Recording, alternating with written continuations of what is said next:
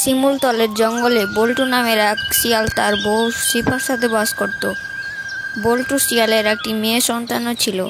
ওর মেয়ের নাম ছিল টিনা।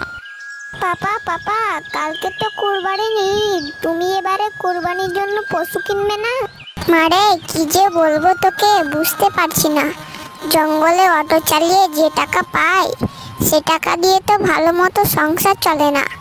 আবার কালকে কুরবানির ঈদ চলে এলো, কি করে কুরবানির পশু কিনবো বল?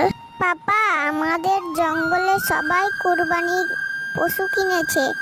ঈদের দিন সবাই মাংস দিয়ে ভাত খাবে, সবাই কত মজা করবে। আমি কি করব পাপা? আচ্ছা মা, তুই কোনো চিন্তা করিস না, আমি দেখছি কি করা যায়। তুমি কোনো চিন্তা করো না মা, আমি দেখছি। আচ্ছা মা, আমি রিক্সা নিয়ে বের হচ্ছি। ঈদের আগে একটু বেশি রোজগার হলে আমি তোমার জন্য মাংস নিয়ে আসবো।